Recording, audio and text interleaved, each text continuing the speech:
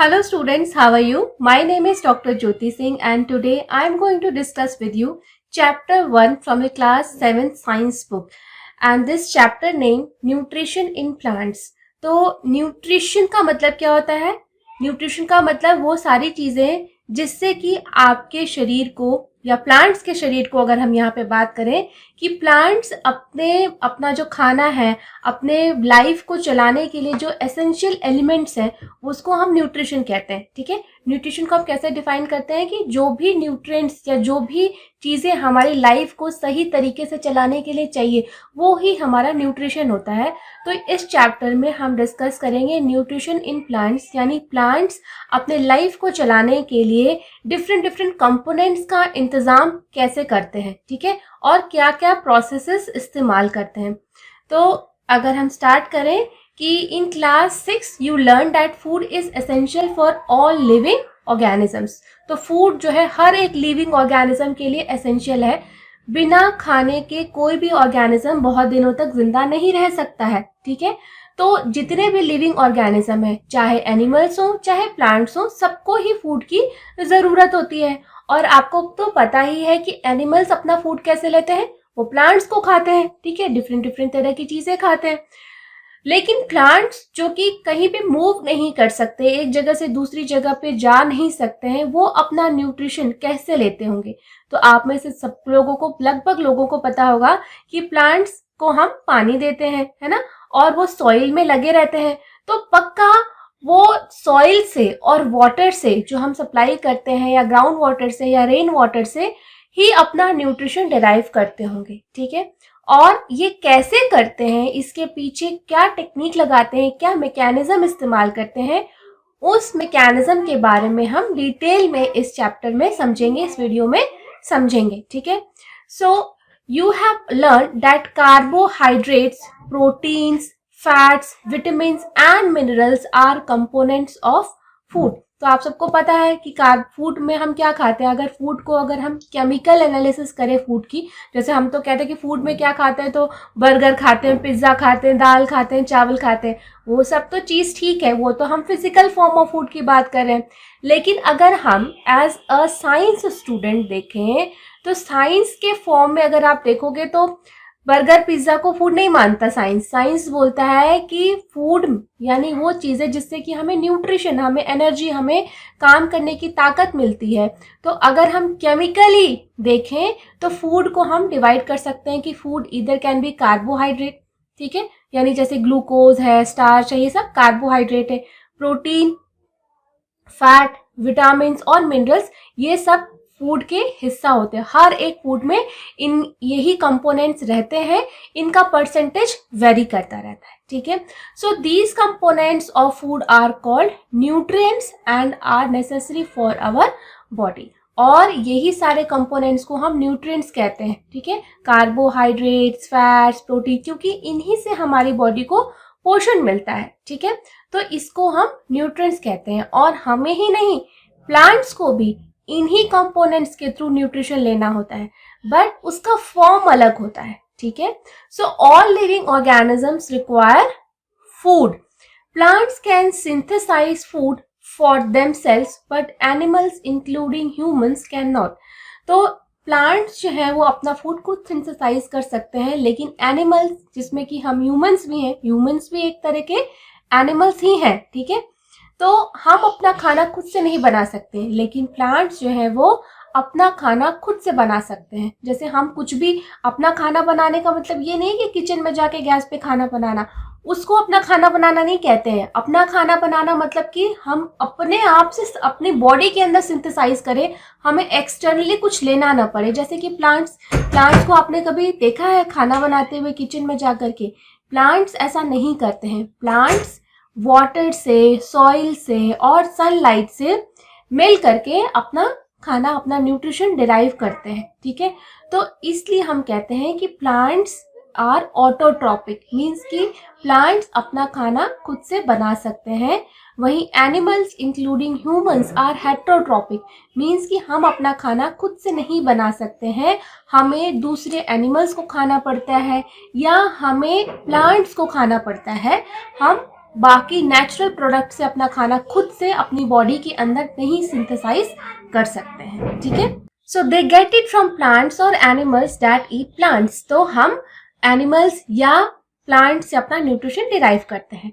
दस humans and animals are directly और indirectly dependent on plants. तो हम डायरेक्टली या इनडायरेक्टली प्लांट्स के ऊपर ही डिपेंडेंट है अपने न्यूट्रिशन के लिए। या तो हम डायरेक्टली प्लांट्स को खा लें या इनडायरेक्टली हम उन एनिमल्स को खाएं जो कि प्लांट्स को खाते हैं, है ना। तो ये हो गया कि ह्यूमंस डायरेक्टली या इनडायरेक्टली प्लांट्स के ऊपर ही डिपेंडेंट है। यानी अगर प्लांट्स नहीं रहेंगे तो कोई भी जिंदा नहीं रहेगा, कहने की यही बात है। अब बूझो देखते हैं कि बूझो के मन में क्या सवाल आया है। बूझो wants to know how plants prepare their own food। अब बूझो असली बात जानना चाहता है। अभी तक तो हमने बोला कि हम ह्यूमंस जो है अपना फूड नहीं बना सकते हैं, प्लांट्स अपना फूड बना सकते हैं। तो बूझो जानना चाहता है कि कैसे, क्या करते हैं प्लांट्स कि वो अपना खाना बना सकते हैं और हम नहीं बना सकते हैं, ठीक है। तो बूझो जानना चाहता है कैसे बनाते हैं। तो mode of nutrition in plants को हम डिटेल में शुरू करते हैं कि किस तरीके से न्यूट्रिशन प्लांट्स लेते हैं, ठीक है। So plants are the only organism that can prepare food for themselves. तो पूरे के पूरे यूनिवर्स में केवल प्लांट्स ही हैं जो कि अपना खाना बना सकते हैं, बाकी कोई भी एनिमल ये काम नहीं कर सकता है, ओके। बाय यूजिंग, अब अपना न्यूट्रिशन या अपना खाना बनाने के लिए वो क्या क्या यूज करते हैं, water, carbon dioxide and minerals. तो खाना बनाने के लिए प्लांट्स को अपना न्यूट्रिशन लेने के लिए उनको वाटर चाहिए, कार्बन डाइऑक्साइड चाहिए, बहुत सारे मिनरल्स चाहिए जैसे कि सोडियम, पोटेशियम, ठीक है, ये सारे मिनरल्स होते हैं। The raw materials are present in their surroundings. तो जो भी वो खाना बनाते हैं उसके अंदर जो रॉ मटेरियल्स रहते हैं वो उनके अगल बगल ही रहते हैं, जिसको कि वो एब्जॉर्ब करते हैं अपनी रूट्स के थ्रू, ठीक है। अगर रूट्स ना होंगी प्लांट्स में तो वो अपना न्यूट्रिशन नहीं ले पाएंगे।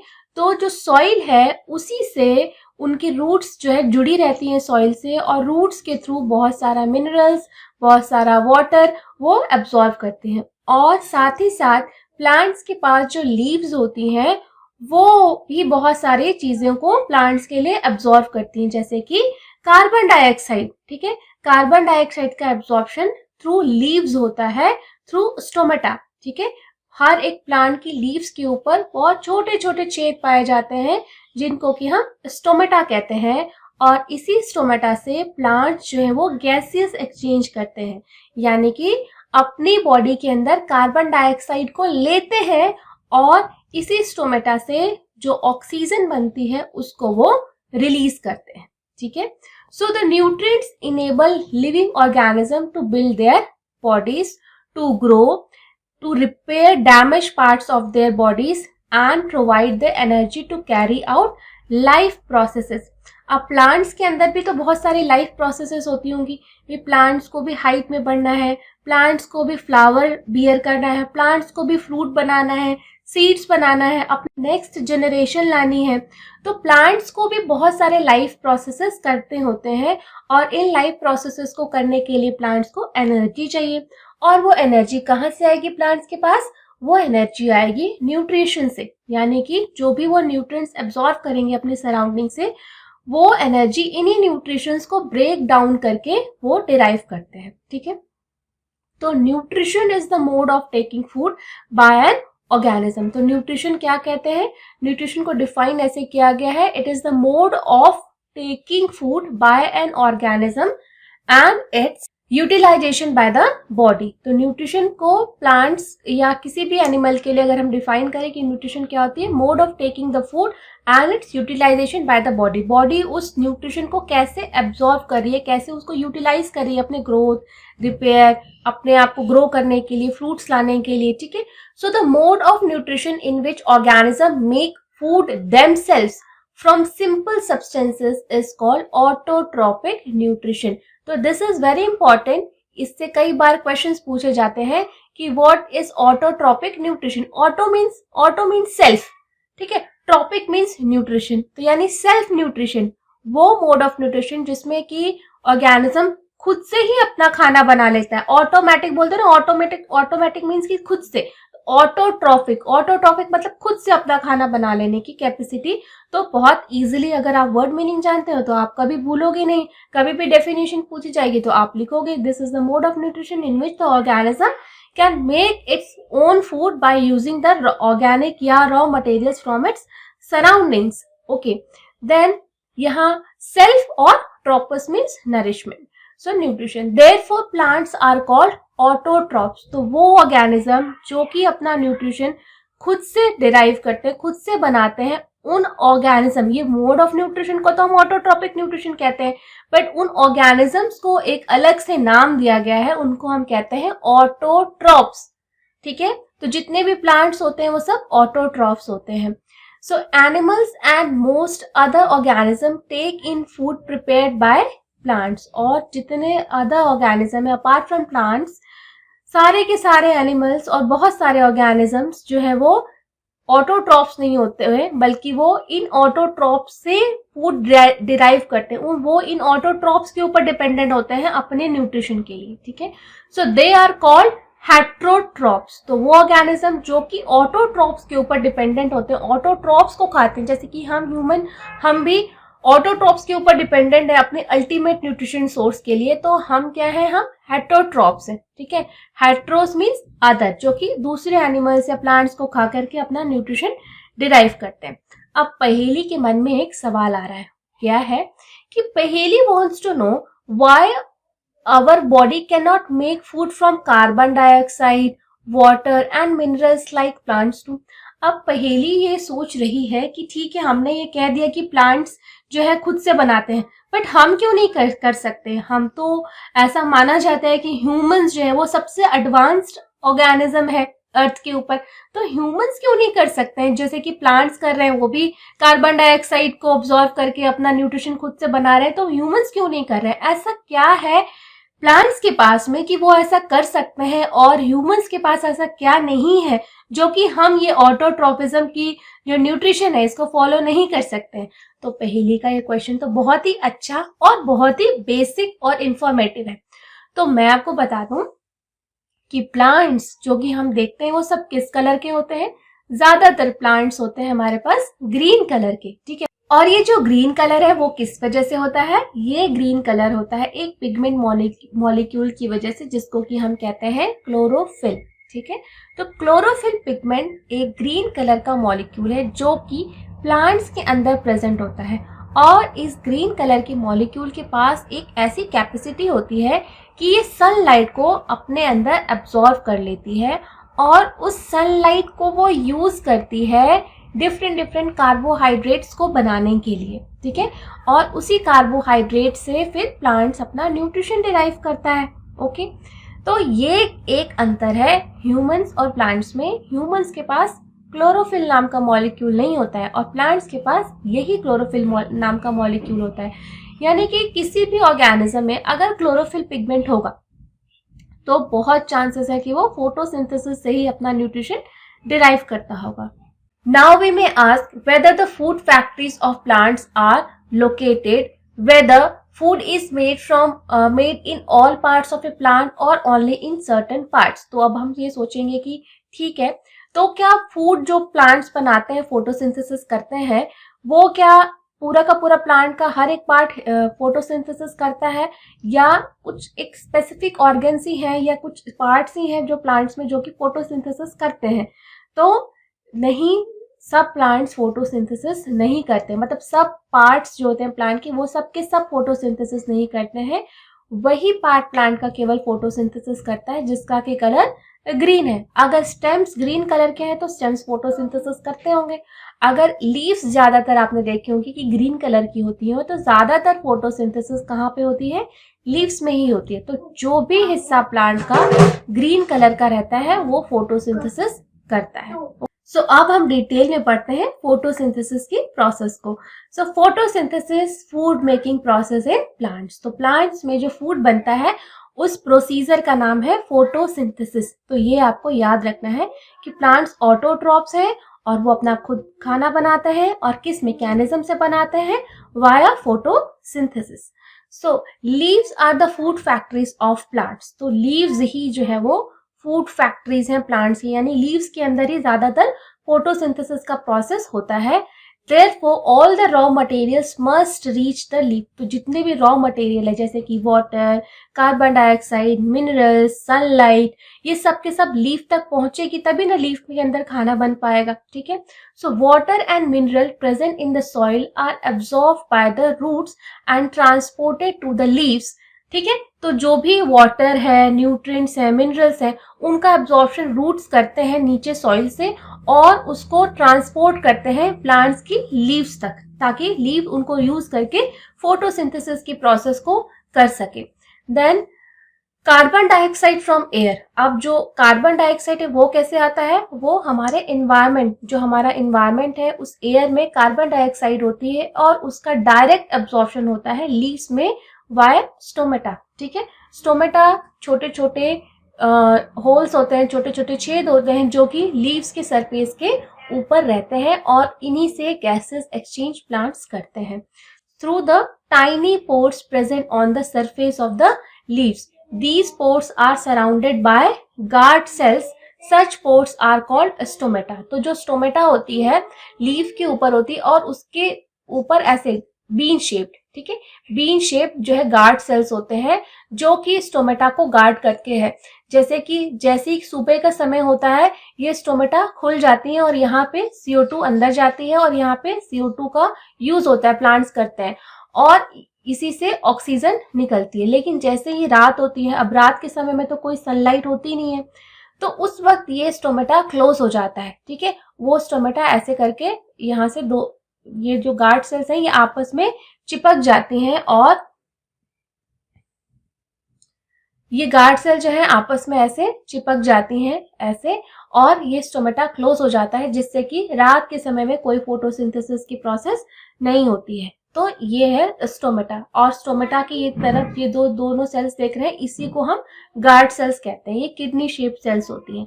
अब बूझो कुछ जानना चाहता है, देखते हैं कि क्या जानना चाहता है। Boojho wants to know how water and minerals absorb by roots reach the leaves. अब बूझो जानना चाहता है कि ठीक है, हमने कहा कि रूट्स जो है एब्जॉर्ब कर लेते हैं, लेकिन आपने कोई भी प्लांट देखा होगा कि रूट्स तो कहाँ धरती के नीचे और लीव्स तो काफी ऊंची ऊंची जगह पे रहती है ना, तो इतनी दूर वाटर और मिनरल्स का ट्रांसपोर्टेशन कैसे होता है।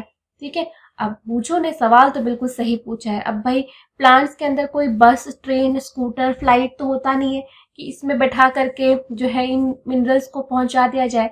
तो मैं आपको बता दूं कि प्लांट्स की बॉडी के अंदर भी लंबी लंबी पाइपलाइन, जैसे आपके घर में पानी कैसे आता है, किसी एक जगह से पानी की सप्लाई होती है, तो उस सप्लाई को करने के लिए आपके घर में वाटर पाइपलाइंस बिछी हुई हैं, या जो LPG गैस है उसकी पाइपलाइंस बिछी हुई हैं और आपके घर में उसका एक कनेक्शन है। वैसे ही प्लांट्स की बॉडी में जाइलम और फ्लोएम, ये दो तरीके के नेटवर्क बिछे हुए हैं जिससे कि इस वाटर और मिनरल्स का ट्रांसपोर्टेशन होता है प्लांट्स के हर एक हिस्से तक। ठीक है, तो बेसिकली वाटर और मिनरल्स का ट्रांसपोर्ट कैसे होता है, जाइलम के थ्रू, XYLEM, जाइलम के थ्रू वाटर और मिनरल्स का ट्रांसपोर्टेशन होता है प्लांट्स के अंदर। और वहीं पे जब सारा खाना जो भी न्यूट्रिशन है वो बन जाता है लीव्स के अंदर, तो लेकिन न्यूट्रिएंट की जरूरत तो प्लांट्स के हर एक पार्ट को होगी, चाहे वो फोटोसिंथेसिस करे या नहीं करे। तो इस न्यूट्रिशन का डिस्ट्रीब्यूशन कैसे होता है, वो दूसरे सिस्टम के थ्रू होता है जिसको कि हम फ्लोएम कहते हैं। ठीक है, फ्लोएम के थ्रू लीव्स के अंदर जो भी सिंथेसिस होता है फूड, वो पूरे प्लांट्स में फिर डिस्ट्रीब्यूट होता है। तो इस तरीके से प्लांट्स में भी पूरा एक नेटवर्क बना हुआ है जाइलम और फ्लोएम का, ताकि प्लांट्स में भी ट्रांसपोर्टेशन हो सके मिनरल्स का। ठीक है, so water and minerals are transported to the leaves by the vessels which run like pipes throughout the root and the stem. तो इन्हीं पाइप्स को हम जाइलम कहते हैं और कुछ पाइप्स को हम फ्लोएम कहते हैं। वो पाइप्स जो कि फूड को रूट से, जो कि फूड को प्लांट्स के लीव्स से पूरे पार्ट्स तक ले जाए, उनको हम फ्लोएम कहते हैं। और उन पाइप्स को जो कि रूट से वाटर और मिनरल्स का ट्रांसपोर्टेशन करे, उसको हम जाइलम कहते हैं। ठीक है, then they form a continuous path और passage for the nutrients to reach the leaf. तो एक कंटिन्यूअस पाइपलाइन बिछी रहती है। Okay, they are called vessels, उनको हम वेसल्स भी कहते हैं या जाइलम वेसल्स भी कहते हैं. So you will learn more about transport of materials in plants in chapter 11. हम चैप्टर 11 में इन वेसल्स के बारे में, जाइलम और फ्लोएम के बारे में डिटेल में वहां पे पढ़ेंगे. ठीक है. अब पहेली का एक बहुत ही अच्छा सा क्वेश्चन है, वो देख लेते हैं कि पहेली कह रही है कि Paheli wants to know what is so special about the leaves that they can synthesize food but other parts of the plant cannot. तो इसका आंसर तो हमने पहेली को पहले ही कह दिया था. क्या है इसका आंसर? इसका आंसर है क्लोरोफिल मॉलिक्यूल. ठीक है. क्लोरोफिल मॉलिक्यूल जो कि एक ग्रीन कलर का पिगमेंट होता है. ये ग्रीन कलर का पिगमेंट केवल और केवल लीव्स में होता है. ठीक है. या प्लांट्स के और भी हिस्सों में होता है लेकिन कम अमाउंट में होता है. ज्यादातर इसका जो अमाउंट है वो लीव्स में कंसंट्रेटेड होता है, जिसकी की वजह से लीव्स का कलर भी ग्रीन कलर होता है और यही पिगमेंट रिस्पॉन्सिबल है फोटोसिंथेसिस करवाने के लिए. तो यही चीज एक स्पेशल बनाता है लीव्स को, जो कि अदर पार्ट्स में नहीं होता है. ठीक है.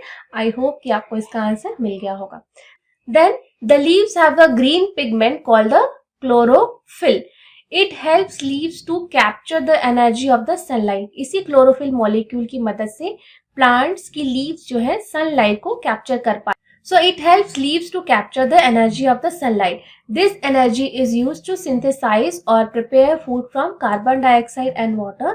Since the synthesis of food occurs in the presence of sunlight, it is called photosynthesis. Photo का मतलब ही होता है light and synthesis का मतलब होता है synthesize. तो इस process को इसी वजह से photosynthesis नाम दिया गया है. तो अगर कभी आपको कोई भी वर्ड समझ में नहीं आए तो उस वर्ड को ब्रेक करके देखिए कि इसका क्या मतलब निकल रहा है. और ज्यादातर केसेस में वही मतलब होता है जो उसके इंडिविजुअल वर्ड्स का मतलब होता है. फोटो मीन्स लाइट, सिंथेसिस मतलब सिंथेसाइज करना, यानी कि वो प्रोसेस ऑफ सिंथेसिस जो कि सनलाइट की प्रेजेंस में होती है, जिसमें कि क्लोरोफिल मॉलिक्यूल एक बहुत ही इंपॉर्टेंट रोल प्ले करता है. Then so we find that chlorophyll, sunlight, carbon dioxide and water are necessary to carry out the process of photosynthesis. तो इनमें से कोई भी एक कंपोनेंट नहीं होगा तो फोटोसिंथेसिस नहीं होगी. ठीक है. तो क्लोरोफिल मॉलिक्यूल चाहिए, सनलाइट चाहिए, वाटर चाहिए, मिनरल्स चाहिए ताकि फोटोसिंथेसिस हो सके. So it is unique process on the earth. तो ये अर्थ पे ही होती है, किसी और प्लैनेट पे फोटोसिंथेसिस की प्रोसेस नहीं होती है और इसी वजह से लाइफ जो है अर्थ के ऊपर है और बाकी प्लैनेट्स के ऊपर लाइफ नहीं है. So the solar energy is captured by the leaves and stored in the plant in the form of food. Thus, sun is the ultimate source of energy for all the living organism. तो हमने ये भी बात derive कर ली कि जो सन की energy है वो लीव्स में फूड के फॉर्म में ट्रैप होती है, उस एनर्जी को फिर हम यूज करते हैं. तो एक तरीके से अगर हम देखें कि सन ही है जिससे कि हम सबको एनर्जी मिलती है, डायरेक्टली या इनडायरेक्टली हम पूरी एनर्जी जो भी हमारी बॉडी के अंदर है वो सन से ही आई है. ठीक है. So can you imagine life on earth in the absence of photosynthesis. अगर फोटोसिंथेसिस करना बंद कर दें प्लांट्स तो क्या कोई लाइफ बचेगी अर्थ के ऊपर? नहीं. तो बिना फोटोसिंथेसिस के लाइफ जो है अर्थ के ऊपर सरवाइव नहीं कर सकती है. So in the absence of photosynthesis there would not be any food. The survival of almost all living organisms directly or indirectly depends upon the food made by the plants. Besides oxygen which is essential for the survival. Oxygen भी important है, हमें oxygen तो चाहिए, हम बिना oxygen के हम survive नहीं कर सकते हैं. लेकिन ऑक्सीजन के साथ साथ हमें कुछ फोटोसिंथेसिस के थ्रू जो ऑर्गेनिजम्स फूड बनाते हैं वो भी हमें चाहिए. तो एक हम जनरलाइज्ड इक्वेशन देख लेते हैं. अगर इक्वेशन के फॉर्म में हमें फोटोसिंथेसिस को लिखना पड़े तो हम कैसे लिखेंगे कि carbon dioxide plus water in the presence of sunlight and chlorophyll molecule we can have carbohydrate. Carbohydrate क्या हो सकता है? जैसे कि कोई भी ग्लूकोज मॉलिक्यूल वो कार्बोहाइड्रेट होता है. Glucose to give you carbohydrate plus oxygen.